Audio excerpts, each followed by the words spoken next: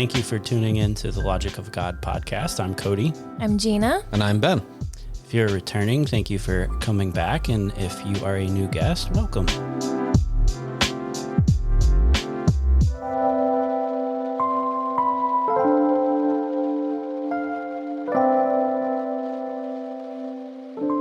So I want to start this episode out by acknowledging some of the things that have been going on in the news and pop culture, specifically around some different Christian leaders.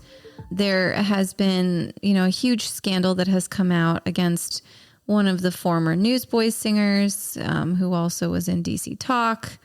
And then there's also been accusations around the singer Bear Reinhardt from Need to Breathe.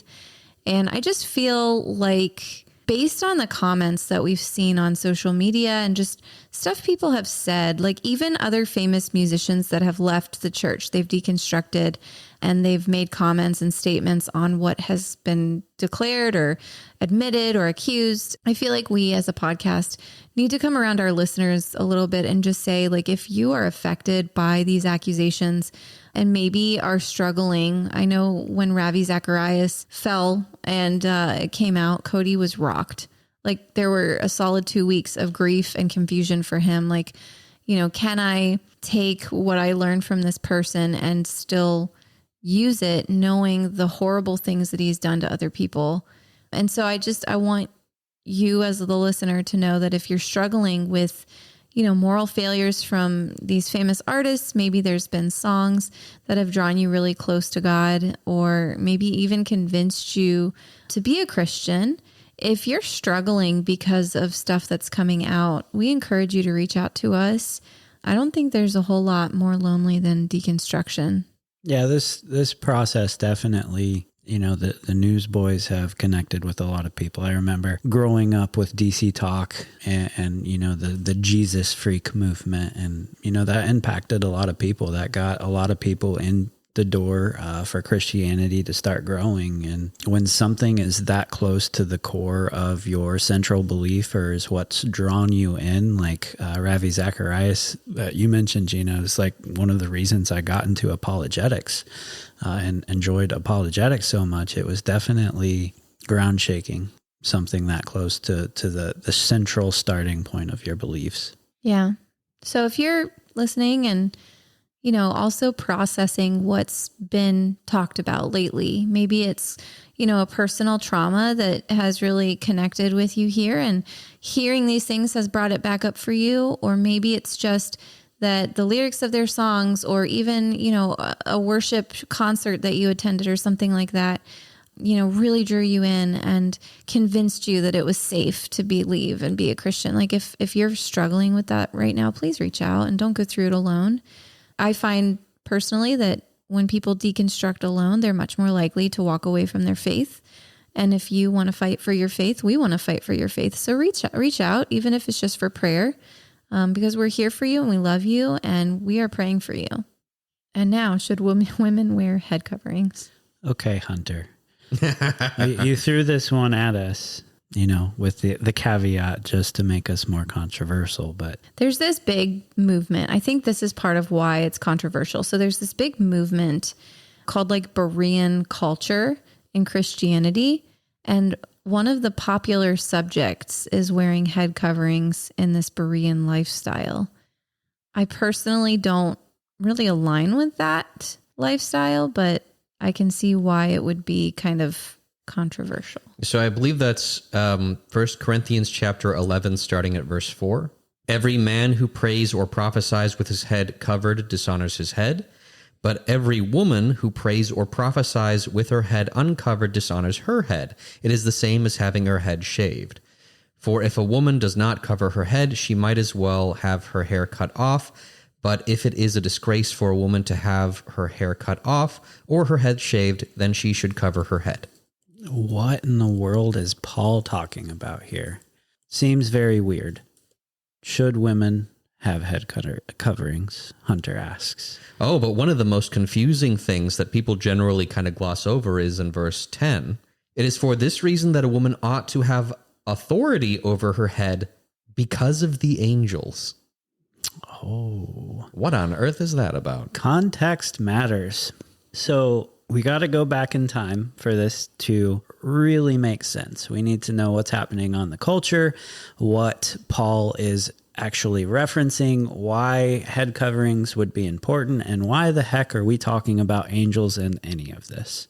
And to start, the leading medical knowledge back then, so if we go back and look at Hippocrates and what he wrote about, you're going to find out that there was some weird beliefs around women's hair in the medical realm. Maybe a bit of a children warning for where we're going here in 2 seconds, but now's your chance for children. Cover their ears. Cover their ears. But so in those times, women's hair was very closely associated with genitalia. So in the Greek time, the hair was thought to be hollow and pull male secretions from intercourse up through their body to help promote implantation and childbirth. So you can read this in a lot of the medical literature of those times. And if you want a podcast that goes into much more detail, I recommend Michael Heiser in Naked Bible Podcast, episode 86. He addresses this exact issue and some context around that. And the same words that we're seeing here for the coverings and all of that, very closely associated with testicles in the original Greek. So yeah, it is closely associated with genitalia. And would you pray with your genitalia out is basically what Paul is saying.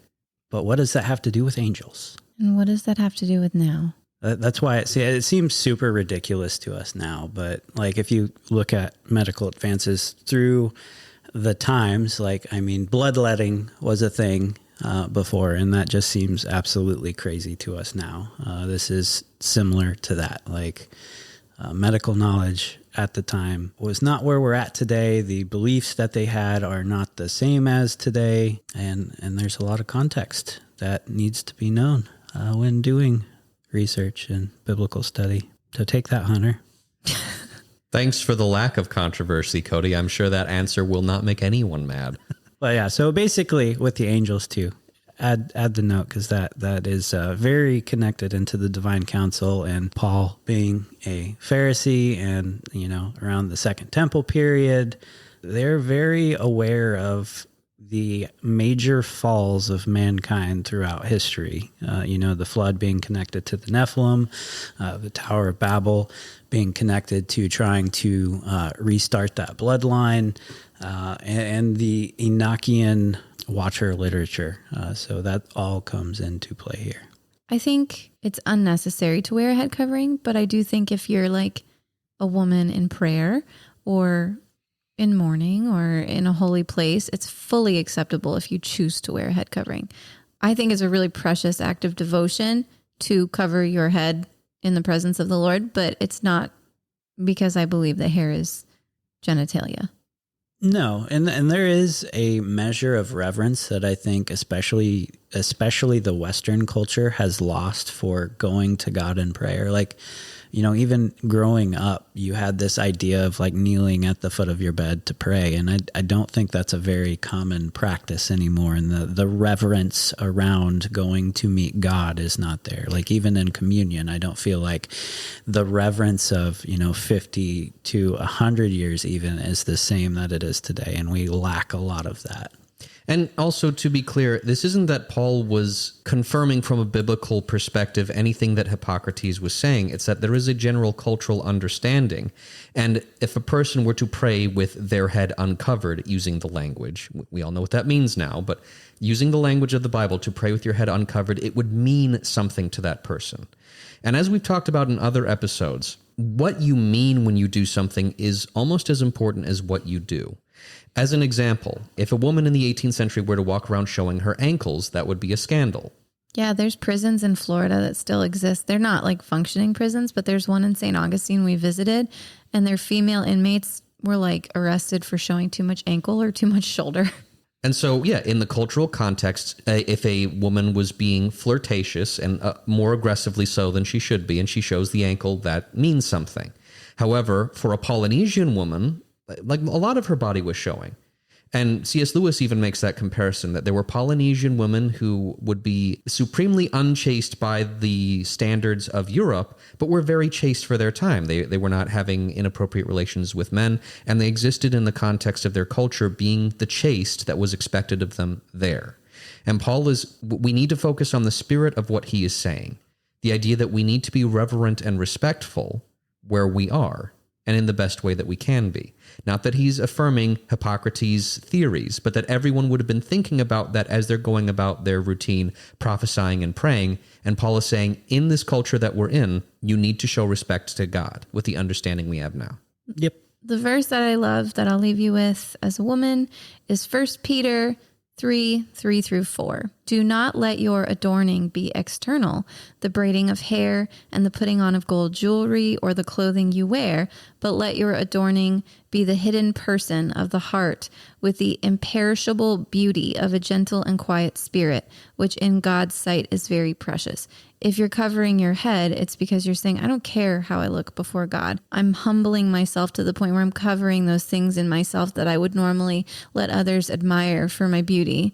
I'm going before God with this imperishable beauty. That's the head covering for me. And it's a choice. It's not a requirement. God loves me even if I stomp my foot in his face. So that's not something I should continue to do. Mm-hmm. But thank you, Hunter, for that thoughtful question. I'm sure it's exactly the answer you expected. And on that note, back to Jacob.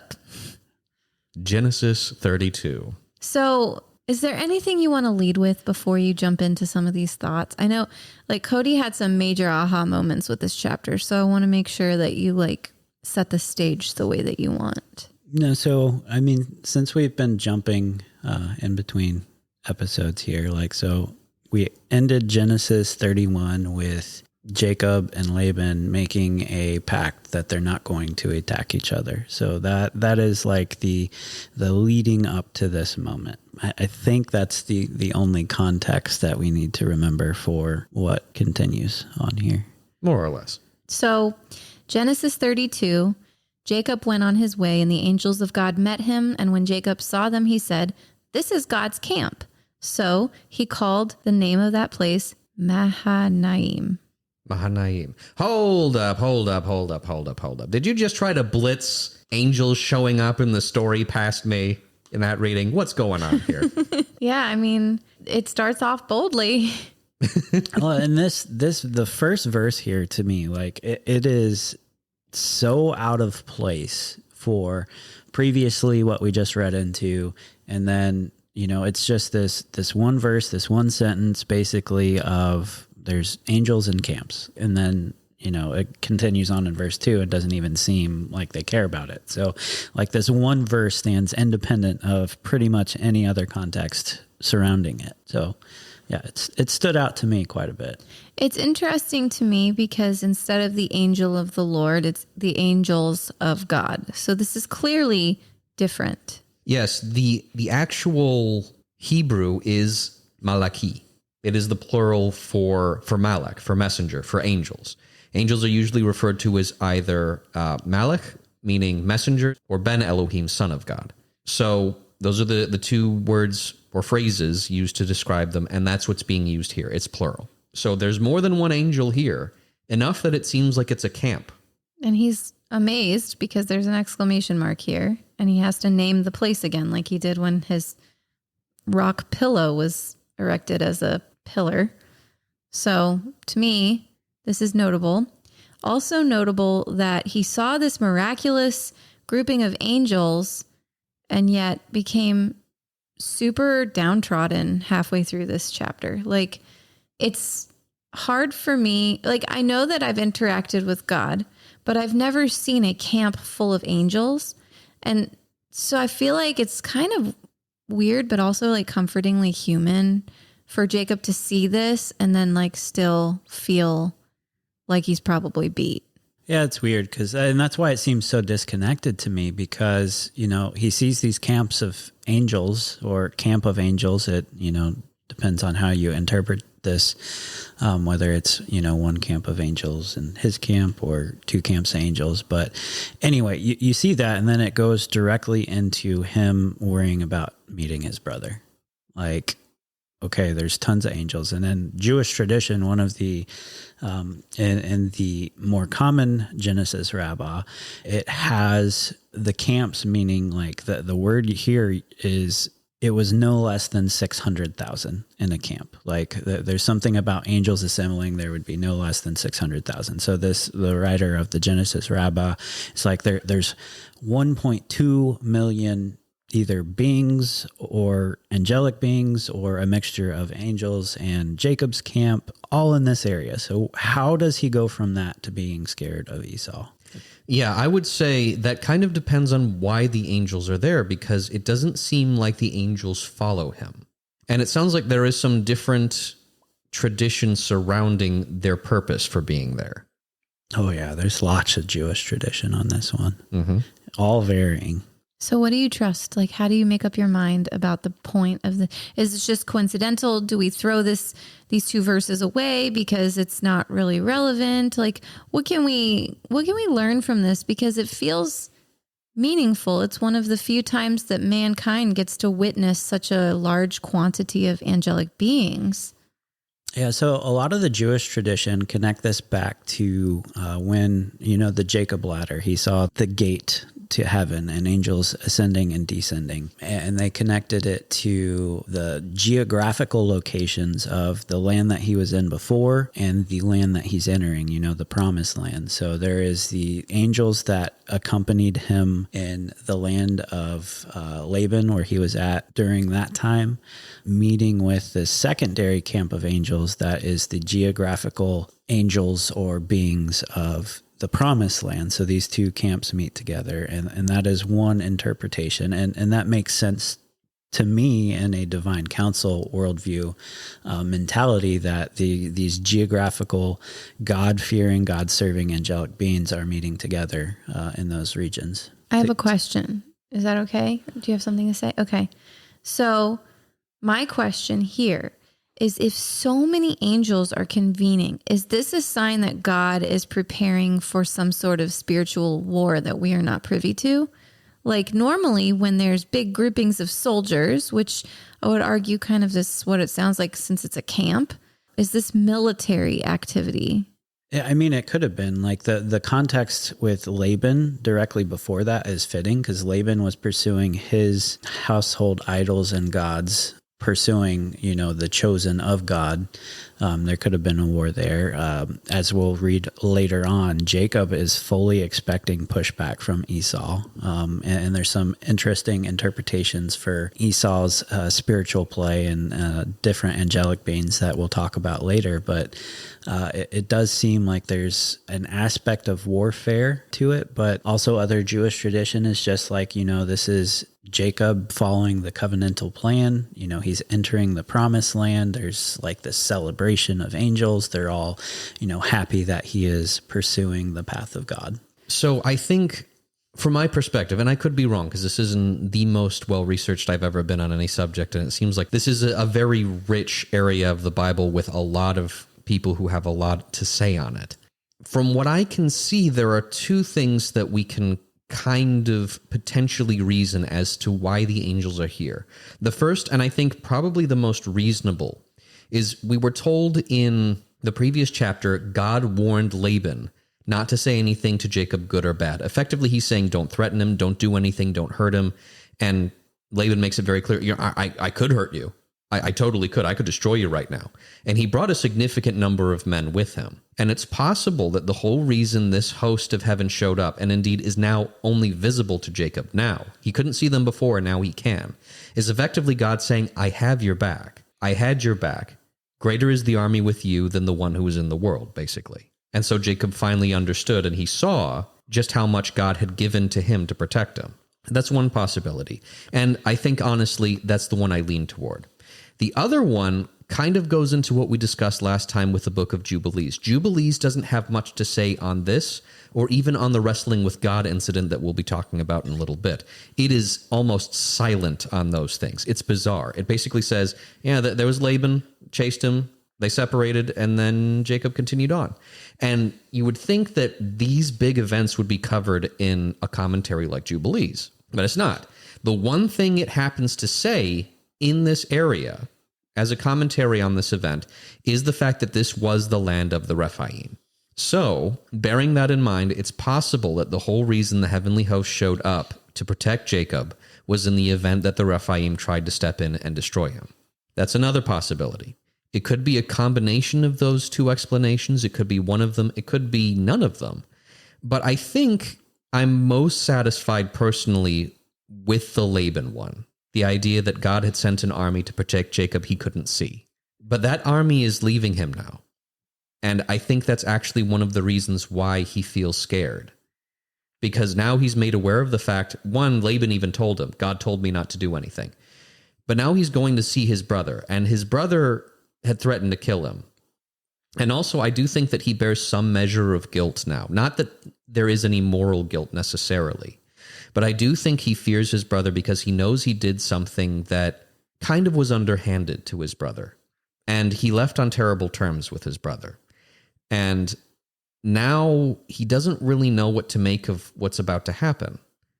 And uncertainty is a really hard thing to handle. He knew Laban. He understood that situation, and he had a lot of choice words for Laban because he was terribly treated by Laban. Esau, that's not the case. And so now the army that was protecting him is gone, and it seems like he's stepping out alone.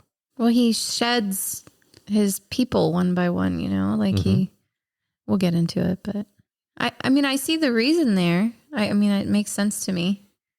It's kind of like how Elisha had the whole heavenly host surrounding him as well. This isn't the only time we ever see angels show up in some capacity to protect people who are about to be attacked. It's a great reminder of how protective God will be, even if he doesn't. It's like that meekness. Even if he doesn't have to do anything, it doesn't mean that he's not prepared. When he said to Laban, don't you do it, but there's a silent or else. This is the or else. How incredible a sight is that there was a massive army surrounding Jacob. Laban came with what would have been a sizable army at the time. He probably had a few hundred men with him. And that's likely more than what Abraham had 318 fighting men in his camp. That was significant. It was enough to go up against 5 kings. But God had millions surrounding him. Yeah. I mean, Esau even had 400 men and Jacob was terrified up against 1 million angels. So then let's move on. So verse 3, and Jacob sent messengers before him to Esau, his brother, in the land of Seir, the country of Edom, instructing them, thus you shall say to my lord Esau, thus says your servant Jacob, I have sojourned with Laban and stayed until now. I have oxen, donkeys, flocks, male servants and female servants I have sent to tell my lord in order that I may find favor in your sight. So, what is this? Is this an apology? Because he's not really apologizing, but it seems he's saying he's a servant. He's calling Esau his lord. Yeah, he seemed, to me, this is just overly context of he's scared. He's sending messengers before him.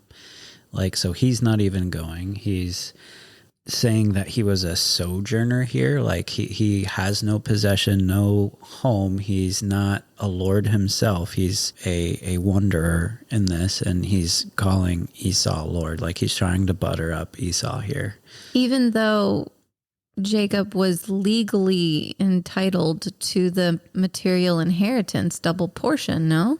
Yeah, I mean, Esau made that agreement with him, but that doesn't change that the last time he heard of Esau, he was kind of mad. Also, I think we can interpret this partly as him being scared, and objectively he is scared. But I think he's also trying to tell his brother, look, I'm not here to wreck your life. I'm not here to ruin the world that you've built for yourself. Yeah, think of the last 20 years Jacob lived being manipulated and taken advantage of. I'm sure he doesn't want to inflict that on others. No, and I think he still loves his brother. I think that for all the conflict and all the terrible things that have happened, he still has some measure of love for his brother. And so effectively what he's trying to do is tell him, I'm not here to uproot your life or to take over or take anything from you. In fact, I want to give you something. I want to give you things so that you know I'm not here to hurt you. Yeah, and I think that might be one of the reasons he's, calling himself a sojourner and giving this option, because he's like, I'm not here to reclaim the birthright that I'm legally obligated to. Like, I got my own stuff. I got my stuff, and like, I'll give you stuff. Like, you can have some of my stuff. And I think he is like, it is a quote unquote peace offering, but he's definitely fearful as well. And who wouldn't be? And I've heard some pastors say that Jacob is doing something wrong here. Like, he should be just trusting that God is going to do everything for him, that God's going to make everything okay. And so his fear and his attempt to appease his brother and do all of this to him, like to try to make sure he knows that everything's going to be okay, is somehow a sin. I don't see that. And I think that's kind of demeaning. And also, if any of us was in the situation, I don't care how much, I've seen supernatural things in my life. I still have doubts. I still have fears. I don't think God thinks less of me because I still feel some measure of responsibility for my own life, for trying to fix things on my own. Because God doesn't fix everything for you. No, and like, if you've truly met and experienced God, like, He loves using you. He loves using people. But, if something happens, like he is still going to get what he wants. Like, you quote Esther all the time, like that there is tons of people that could line up after her if she didn't come through with what she needed to. Like, God is going to fulfill his will one way or another. You can play a part or you can't. So I think once you understand that, and Jacob understands that, I think that removes this idea that it's a sin. Mm-hmm.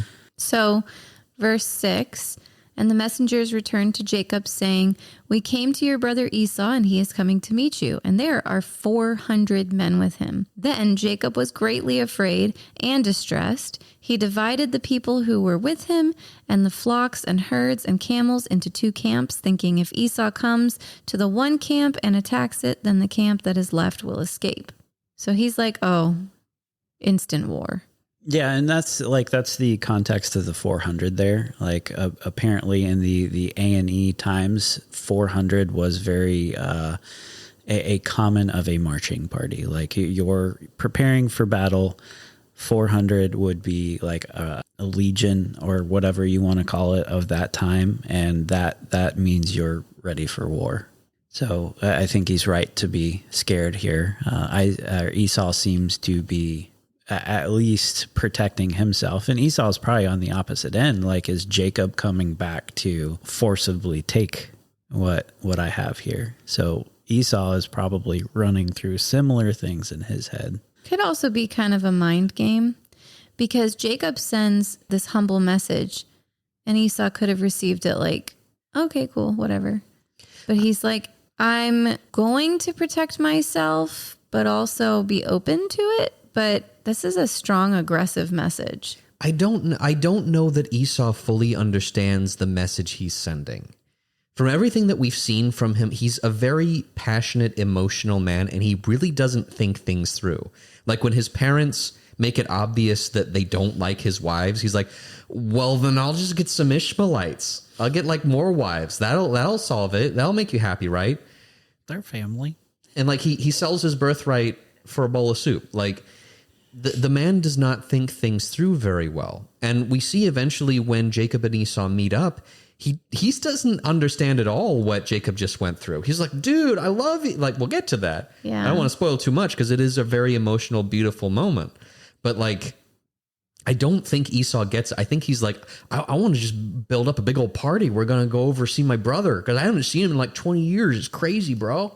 Maybe, but he's not that stupid, because he's got enough influence and power to have 400 men just casually go with him. So you can be a really dumb guy, but have people flock to you. I mean, we know Isaac, built tenfold of what Abraham had. So if Esau built on that at all, he is a very large camp at this point, and would have a town or like servants around him to tend for that So, Esau has the influence and these people are serving him so that they can live too. Well, and he definitely meets the more traditional view of what a hero is. He's a very strong man, he's very active, and he's an incredible hunter from what we know. And very hairy. Very hairy. That's worth. Yes, he's a big, hairy man. Ooh ha ha. Shark bait. Ooh ha ha. So verse 9. And Jacob said, O God of my father Abraham and God of my father Isaac, O Lord, who said to me, return to your country and to your kindred, that I may do you good. I am not worthy of the least of all the deeds of steadfast love and all the faithfulness that you have shown to your servant. For with only my staff I crossed this Jordan, and now I have become two camps. Please deliver me from the hand of my brother, from the hand of Esau, for I fear him, that he may come and attack me, the mothers with the children. But you said, I surely will do you good, and make your offspring as the sand of the sea, which cannot be outnumbered for multitude. So he's got this really heartfelt, reverent prayer where he's really giving God a lot of credit. He's saying his love was steadfast and faithful. He also mentions crossing the Jordan with a staff, which I find incredibly interesting. Yeah, what does that remind you of? Was he doing a Moses? No, because the likeliness of the wind blowing that hard were 2 times, come on. The science doesn't match. I'm sorry. Camps of angels happening more than once is fine, but we draw the line at crossing bodies of water with a staff. Yeah. Well, and I think it's interesting Jewish tradition for the messengers that Jacob sends. Like a lot of Jewish tradition believes those were angels he was sending to Esau, because messenger has been pointed out as the same for angels. Like the Malachim is the same for messenger as for angels. So interesting tidbit there. Okay, moving on. Okay, verse 13. So he stayed there that night, and from what he had with him, he took a present for his brother Esau, 200 female goats and 20 male goats, 200 ewes and 20 rams, 30 milking camels and their calves, 40 cows and 10 bulls, 20 female donkeys and 10 male donkeys. These he handed over to his servants, every drove by itself, and said to his servants, pass on ahead of me and put a space between drove and drove.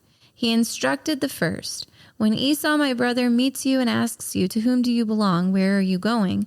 And whose are these ahead of you? Then you shall say, they belong to your servant Jacob. They are a present sent to my lord Esau, and moreover, he is behind us. He likewise instructed the second and the third, and all who followed the droves. You shall say the same thing to Esau when you find him. And you shall say, moreover, your servant Jacob is behind us. For he thought, I may appease him with the present that goes ahead of me, and afterward I shall see his face. Perhaps he will accept me. So the present passed on ahead of him, and he himself stayed that night in the camp. It's really funny because he's like, split them all up so he gets like 10 different groupings of presents, and maybe that will impress him. Yeah, I can't just help but imagine, Bob Barker being like, but wait, there's more. Exactly. I think it's really interesting here. The word present is kind of like, it's a weird word to me to use. Like looking at the NIV, it uses the word gift, but KJV, NKJV, and ESV use the word present repeatedly. And it's not a word that I remember seeing before this. And we've been through the whole book of Genesis almost. So it's like really unique to me that this is a present. This is like a man-to-man gift. Just weirds me out. Just a wave of livestock. Yeah. And it's kind of like people pleasing, like this weird human, like, let me give you stuff so you like me, or at least just don't bother me. Well, I mean, if you look at the context of Esau and what we've read thus far, like very materialistic, it seems like, all of the tradition points to him being very wrapped up in the material rather than the spiritual. And one of the reasons why Jacob is the covenant leader versus Esau. So it kind of makes sense. It's also kind of cool because in verse 20, he says, and afterward I shall see his face. So he has set, it seems like Jacob has set his face on seeing Esau's face, which is something we've talked about previously. So the interesting thing, the Hebrew word here is haminha, and it can be interpreted as gift, but it can also be interpreted as offering, kind of like the offerings made before God. Now, I'm not saying that Jacob is making an offering before God, but I think that similar concept, this I'm humbly presenting this to you, a recognition of a lesser to a greater in an extent. And in the context of the message that he'd already sent, he's acting as if he is the servant. He's the one who's humbly coming before Esau. And so I would say these are less gifts and more offerings. It's a sign of his doubt, in my opinion, because he's praying to the Lord like, you've given me this steadfast love and faithfulness, and you've promised to make us outnumber the sand of the sea. But then he's like, but Esau might destroy us. Well, I think there are some folks who've gotten words from God before, and it's difficult to live a life, even knowing that you've heard from God, and yet life gets in the way. Yeah. It's hard. I mean, especially if you don't like see the angels in the time like surrounding you. It's like, oh, this guy's got 400 men. It's just me and my kids and my servants. Like, he would slaughter us. Like, that's scary. As encouraging as the angels must have been for him to see and to know that God was there, now he knows that army isn't there. Like, he knows it. He separated himself from that army. And so he probably felt encouraged in that moment, but now feels more alone than he did before. Like, it's almost as if there's just nobody. In fact, it's just him now, him alone at the camp. And then he wrestles. Gotta wrestle in that. So the next little, header in this chapter is Jacob wrestles with God. I find this a very interesting title.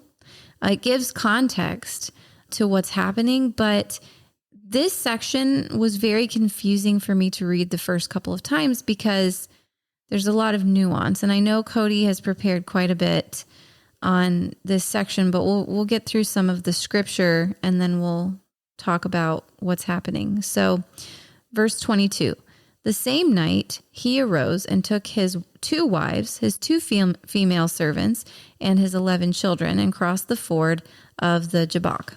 He took them and sent them across the stream and everything else that he had. And Jacob was left alone, and a man wrestled with him until the breaking of the day. So he sends everybody away, and suddenly there's a dude there, and they're wrestling.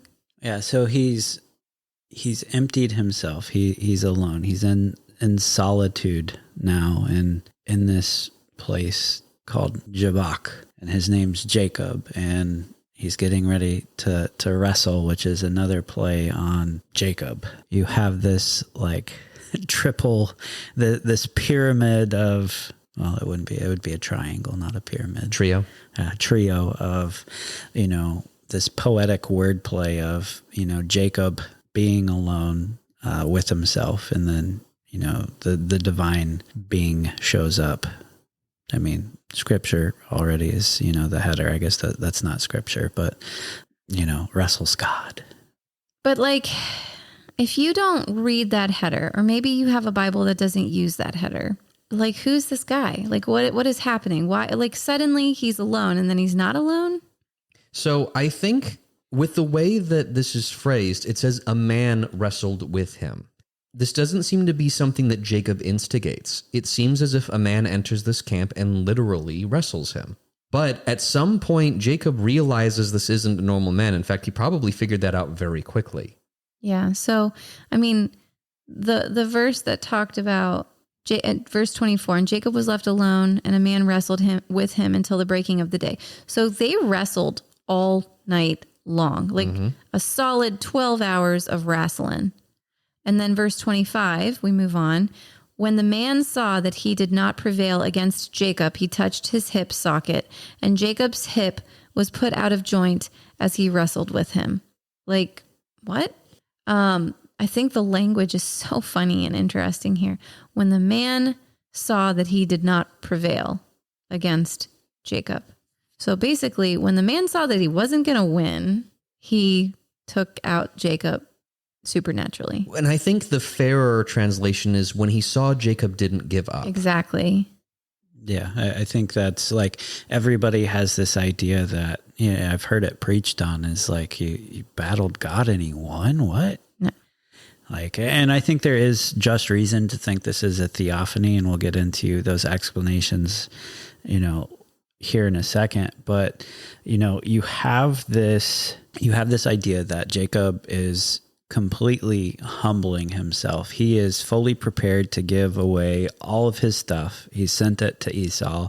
He is prepared that, everybody might be slaughtered in his camp, because that's the mentality that he's getting. He's back to this Bethel moment where he is leaving to go find his wives with nothing and meets God. Like, I want to point out how when you empty yourself and humble yourself is in scripture, that's usually when people meet God. Like, they're alone in the wilderness, completely humbled, completely emptied, and that's when they meet God. So that's one of the things that stood out to me the most here. And then the all night long, like, this is a epic battle of wrestling. Like, just a long, like, Jacob is one stubborn guy. And strong. Oh, I don't know that this is proving that he's strong. I think it's proof that he doesn't give up, because Jacob also couldn't overpower this guy. And this guy literally just touches his socket and it explodes. And now he's crippled and fighting. He's at even more of a disadvantage. Already this guy was clearly supernaturally strong. And Jacob was doing his best, but he couldn't win. But he was still not giving up. Yeah, I think, this is a show of this man, whoever he might be, proving that he is the superior one. Like, it is very explicit of him just touching it, socket explodes. He's left with a limp. And we'll see that later on in the story. But also, Jacob wins by not letting go of the Lord. Yeah. In 26, then he said, "Let me go, for the day has broken." But Jacob said, "I will not let you go unless you bless me." Yeah, he didn't win by overpowering. He won by clinging to the Lord. And there are people who will say, well, God told him to let go. He didn't listen to God. That's evil. God doesn't test us, Ben. I'm reminded of that instance in the New Testament where there's the woman who's begging Jesus for healing for, I believe it was her son. And Jesus says no. And he's like, is it right for you to give food to the dogs? And she's like, Lord, even the dogs get crumbs from the table. He said no. And she was persistent. And he was amazed. And he healed, I believe it was her son. I believe he healed her son. And so I see the exact same thing. I know we know this is Jesus. This is him. This is his humor. This is the way that he works. This is this whole thing, wrestling with Jacob all night, of all times to do this too, at what is very nearly could be his lowest point. He doesn't know if his whole family's going to be dead in the morning. He doesn't know if he's going to be dead in the morning. And then Jesus shows up and is like, let's wrestle. And at any point in here, he could have let go. He could have just said, I give up. I don't care. I'm done. But he doesn't.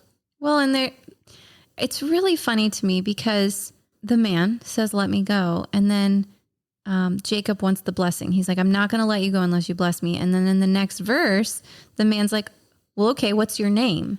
Like, Jesus knows his name, but it's another test. It's like, are you going to believe I'm divine if I don't know your name?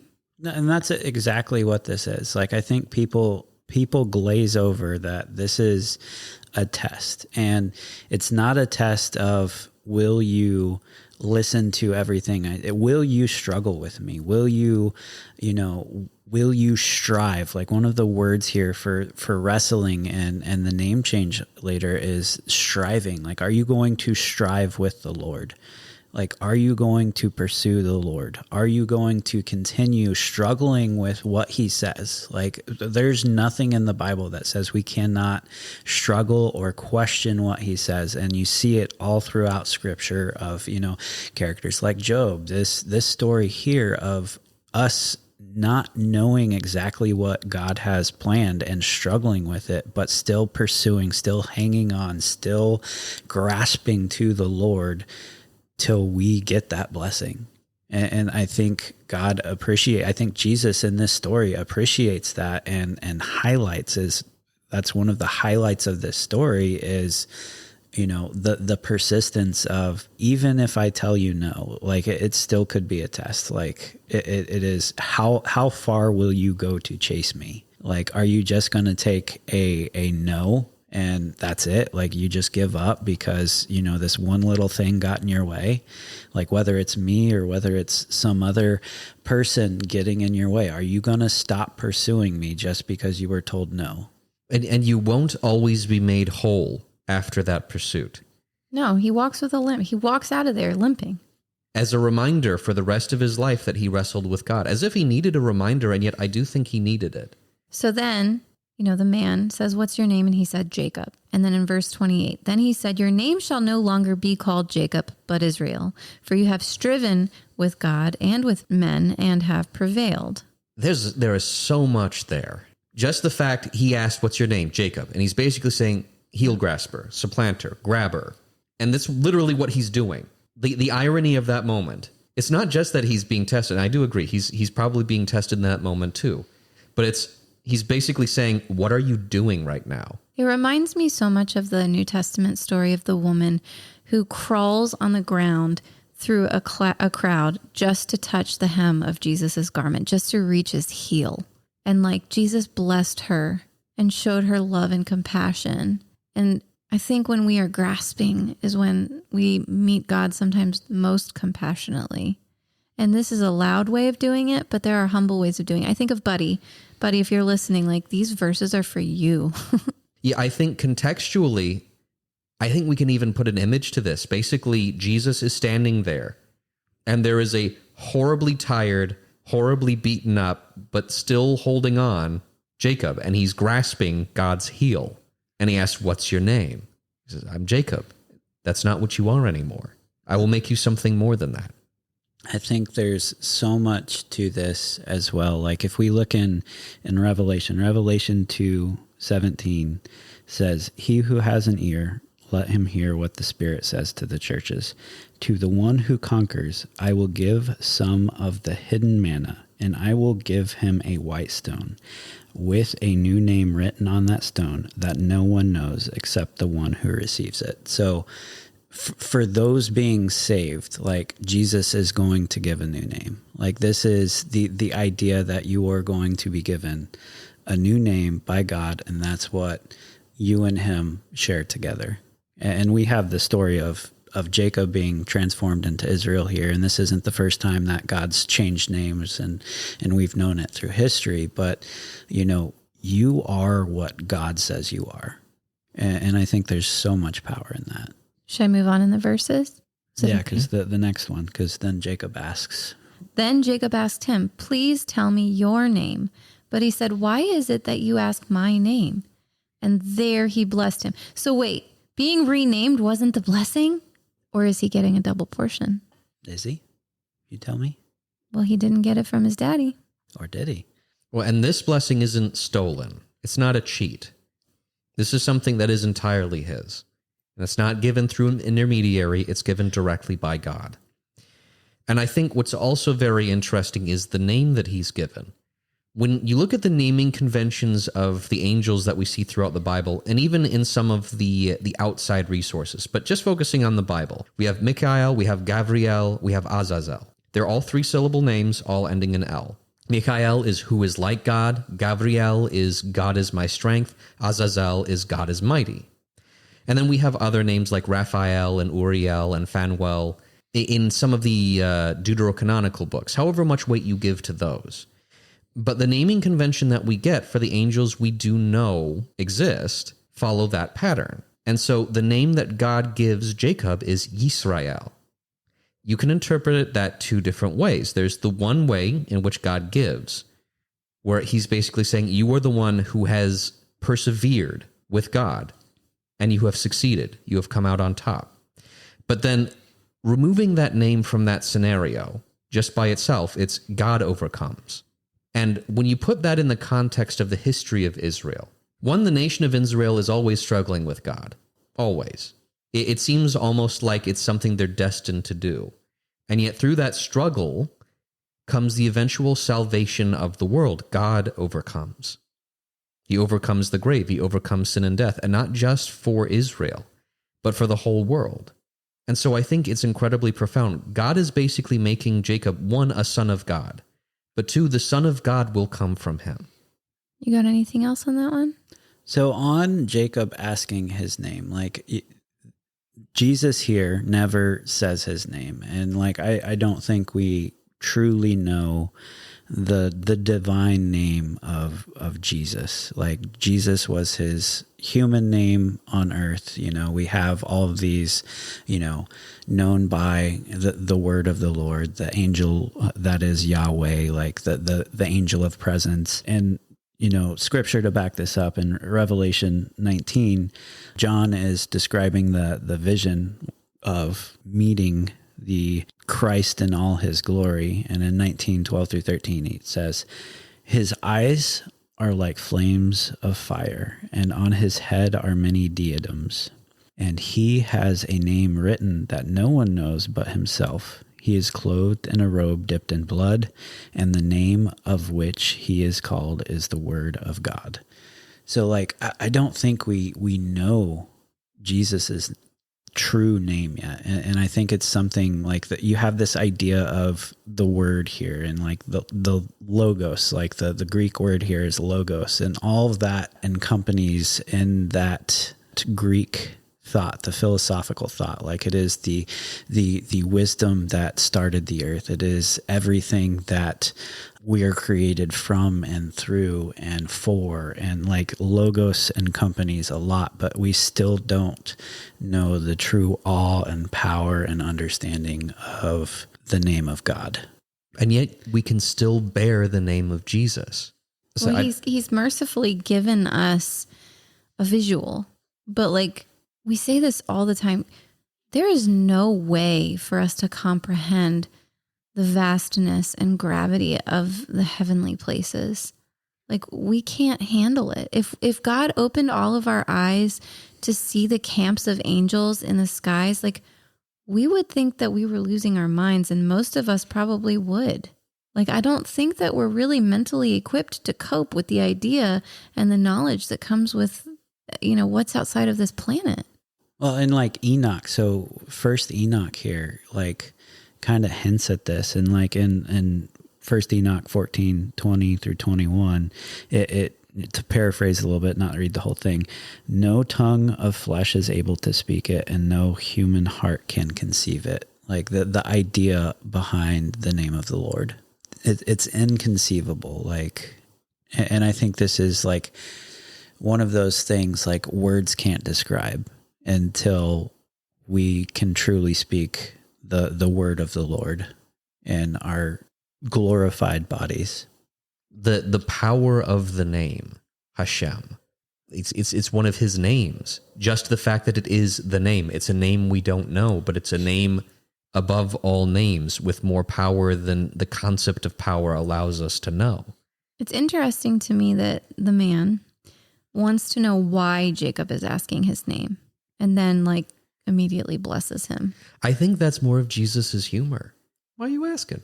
Like that feels like something he does. He does similar things to that in the Gospels. He's like, if you know who I am enough to know that I can bless you, and I've already dislocated your hip supernaturally, then why now are you asking like, me my name? You ask now. And then he's like, sweet child, you are blessed. Mm-hmm. But immediately Jacob confirms the fact he knows who he talked to, because he's like, I saw God face to face. So verse 30, so Jacob called the name of the place Peniel, saying, for I have seen God face to face, and yet my life has been delivered.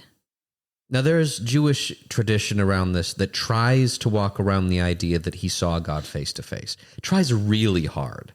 Well, there are Christian pastors I've heard preach that say, no one's seen the face of God. No one's seen God face to face. Only Moses saw his back. And literally everyone who lived at the time of Jesus, but whatever. Yeah, and this the Jewish tradition behind this is like one of those to cover up the idea of the two powers in heaven. Like there was this rabbinic tradition that like heavily leaned into the two powers in heaven with the angel of Yahweh and the God the Father motif, but it was rebuked as heresy because they couldn't comprehend. And I think the idea of the Trinity is still hard for us to comprehend. But Jacob here is clearly saying that he saw God face to face. He was amazed that he didn't die. Like, cause he knows if no one sees my face or they will surely die. But he prayed earlier in this chapter. He prayed to God with such honor and humility without seeing his face. And then he said all of those humble things to Esau about he's a servant and he's a sojourner. And then he comes face to face with God and he's like, let's wrestle. That sounds wise. Well, again, I don't think that it was his decision. Maybe it was. Maybe it was possible that he saw this guy and he's like, I don't know exactly who this is, but this feels like God. But he wouldn't let go. No, you're right. No matter how it started, he didn't let it stop. No, he strove with the Lord. So, and then he's like, wow, I survived, but he didn't speak. Like, sure, he said, please tell me your name. He wasn't just like, who are you? Mm-hmm. But he did not say, oh, Holy One with your everlasting love and faithfulness and goodness, who's been so generous to me. He was like, no, bless me. There was, you can tell, like, this man's exhausted. There was no time for pageantry. And, like, the please was real. You can almost hear the desperation, like the fear and awe in his voice. Like, just tell me. Just tell me. Yeah. And Isaac didn't get a new name. Jacob did. Abraham did. So far, this is an interesting pattern. Well, and I think it's interesting for like the direct connection to Abraham and the covenantal, like the walking between the animals for the covenantal promise with Abraham. He was left with a mark. So like that's when the circumcision happened. So he has a mark to remember God by. Jacob has now had a face-to-face with God divine encounter, and now he is left with a mark. You see these divine encounters that God has with individuals leaving a physical mark on their flesh. Paul would call it a stigmata. I mean, Paul was blinded like for multiple days. You have, and I'm not entirely sure of the context if it was a theophany or not, but Zechariah was mute when, he was doubtful of having John the Baptist. Like they're left with these physical marks of Jacob's hip and walked with a limp, the covenantal promise of Abraham with the circumcision, the mute, the blind, like they have these physical marks on them from the divine presence. And then you have the flip side during the New Testament where Jesus went and healed all of these people. Mm-hmm. It's so beautiful. No, those are Jesus's healing marks of the earth. Yeah. Like marks of corruption and, calling them out of what was not meant to be. The mark that he's leaving there is the mark that is meant to be. It's beautiful. So the sun rose upon him as he passed Penuel, limping because of his hip. Therefore, to this day, the people of Israel do not eat the sinew of the thigh that is on the hip socket, because he touched the socket of Jacob's hip on the sinew of the thigh. Oh, but it was just an angel. Yeah, it's not the Messiah. No, it's not God. Like, we're going to change our dieting rules forever out of reverence for a single angel that touched Jacob's socket. Like, I'm sorry, it really ticks me off seeing some of the tradition around this because it's almost insulting. Like, some of the Jewish tradition says, in fact, a lot of the Jewish tradition says, well, it was Esau's guardian angel. Oh, yeah. So Esau's guardian angel shows up and has the power to rename someone. And Jacob's asking for a blessing from Esau's guardian angel? That it doesn't make any sense. There's other tradition, a lot lesser tradition, that says it's Michael. That I'm more sympathetic to, but still, Michael is not God. Michael doesn't have the authority to rename someone. Especially not someone with God in their name. And it literally, yes, he doesn't have the authority to bestow God's name on someone. Only God does. It's like in Revelation. Jesus is literally the only one. God is literally the only one who's allowed to give someone a name like that. I think the big takeaway for me in this whole chapter is, like, mankind is questionable, especially lately. And between, the moral failings in the church and war and politics and just American cultural nonsense that's going around. Like, mankind is unpredictable. We don't know what's going to happen tomorrow. We don't know who's going to say or do what. We don't know what truth is going to be brought into the light. And so it is very difficult for us to exist in that. And I think what Jacob did here is sometimes the wisest thing we can do, which is to go off alone and not have anything to distract us so that we can wrestle with God. If we keep the noise, then we prevent that wrestling from taking place, and we numb ourselves to the point where we can't experience our faith in the most blessed form. And sometimes that wrestling is a requirement to get to the next point in our faith. I think all of us should be willing to wrestle in that way, but we're terrified because it would leave us marked and maybe not physically disabled like Jacob is seen here as being, but maybe it would crush us. Maybe it would completely crush everything we know and everything we believe and everything we hope for and want out of this life if we were to allow ourselves to go and wrestle with God. Like it would crush us. It would. And I think there is a depth of understanding and suffering, like this idea that Jacob left everything, or was getting ready, prepared to leave everything, and mental suffering and he wrestled all night.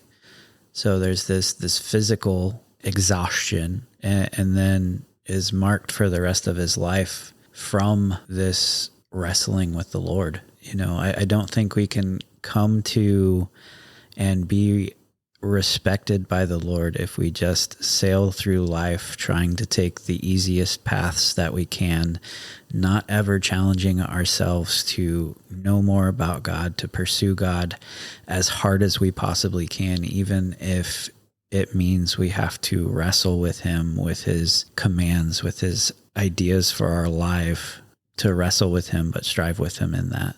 And we are marked by darkness here. I think all of us in this podcast room have been profoundly marked by dark things. And it has changed how we interact with each other and with the world. And it's changed how we trust people. It's changed how we interact with the church and with the Bible. And so being marked by dark things, isn't necessarily a bad thing, but when we go into this wrestling with the expectation that we will leave changed in some way, it makes that dark thing useful. That fear of losing everything and dying and, being rejected and being hated and all of the other things we worry about, it puts this thing into the light so that it can be used for good and for God's glory and for our betterment, not just material betterment, for our spiritual betterment. And we have to be willing to take that chance. And wrestling with God requires this sacrifice because you don't know if you're coming home. He doesn't have a real set home right now. He doesn't have any idea if he'll see his beloved children or his wife, Rachel, who we know he loves, or, his other wives. He doesn't know. There's no guarantee. He goes into this knowing there is no guarantee, and he refuses to let go of one thing, and that's the only thing that matters. Oh, and how many of us can actually say that we wrestled with God, strove with God until we were blessed? What if we took that mentality, pursuing God until we were blessed? You're going to go through a lot of crap. Scripture says that you will suffer because of my name. Jesus, and I think that's 2 Peter, tells us that we will suffer because of Jesus, in the name of Jesus. As Christians, we're not going to have an easy life. But how many of us can say that we are truly striving with God until we are blessed? And not many people want to. In fact, I would argue pretty much no one wants to struggle with God, because it's painful. This in many ways is literal. Jacob did literally wrestle with God, and yet in many ways it's symbolic. It's a metaphor for all of us. Do you want to struggle with God the entire night? 2 nights, 3 nights, months, years? How long are you going to go until it's time? And the paradox of struggling with God is it only ends when he wins. The best result is him winning. And yet, what does that mean? You can't let go until you're marked. Mm-hmm. Because until you're marked, and even then after you'll be tested, like you can't let go. And if you're in pain, like if your hip is broken, are you going to clutch your hip or are you going to hold on? What excuse will stop you? Jacob had every excuse, every reason to stop. This is a random dude. Now, granted, it's clear that he knew very quickly who this man was. But even so, why? Why continue? Why going long past the point where if you've been in any kind of fighting sport in your life, 15 minutes of fighting is exhausting. And Jacob is not a fighter. He would have been dead tired after about 30 seconds. Guarantee you. He's not like Esau. No, he's not a fighter. And yet he held on. And he kept going long after it would have made any sense to keep going. And God even tells him stop. And he says, not until you bless me. Because he understood the assignment. He knew what was going on. Maybe he didn't have head knowledge, but he understood in his spirit what this was. It also doesn't say that he let go. No. Like ever. Like he walks away, but what is he carrying? What is he still holding on to? Because it doesn't specifically say like, well, Jacob let go and went on his merry way with his blessing. No, but he got the blessing. He got the blessing, sure. But I think he knew this is beyond my hands. But his soul held on. Like he did not let go of the breath of God that he was renewed in.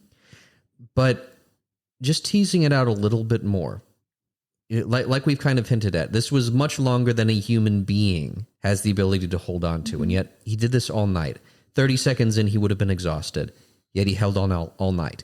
The only way he could is if God gave him the strength to continue.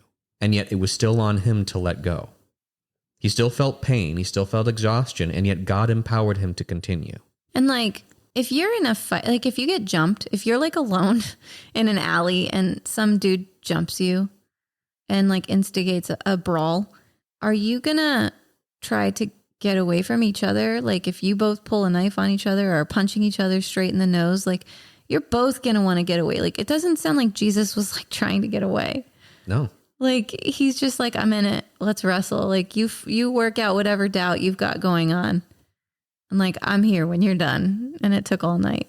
Yeah. Like you have this idea. So this, a physical altercation, but also the spiritual and mental and like all of the aspects that we as Christians face today, just wrapped up in this one story here. Like one of the chapters in my book for deconstruction is for those who wrestle with God. And I'm going to talk about this specific, or I do talk about this specific incidents, but like we have to prepare ourselves to wrestle and not let go and to strive with God. I just had this like memory. Our daughter Madeline, when she was 2, got diagnosed with epilepsy. And she was put on this medication that caused like fits of rage and she couldn't help it. And she was so small. And I remember she was like 4 or 5 years old. And one time she was crying so hard and she ran down the stairs and was sitting on the floor in the fetal position in the entry of our home. And she was like, I can't stop crying. I want to help me. And I remember just holding her as she was writhing and screaming and crying against her will. And it's like, hey, it's okay. I'm never going to let you go. It's okay. Like I see that here with Jesus and Jacob. And we have that opportunity. Like it's okay if we need to throw a tantrum. Like he's not going to leave us because of that. And sometimes we can't help it. And whatever external factors are like forcing us into this fit that we just can't seem to escape. Like he's there to hold us through it and wrestle with us and strive with us. I just see that like he is our Abba Father here. And, we're throwing the tantrum, but he's also not letting go of us. Thank you so much for taking the time to listen to our podcast today. If you liked what you heard, please feel free to subscribe and share and leave a positive review. And if you would like to connect with us on social media, you can do so on Instagram and Facebook at The Logic of God. You can also send us an email at main.thelogicofgod@gmail.com. Thanks again for listening. We hope you have a great day.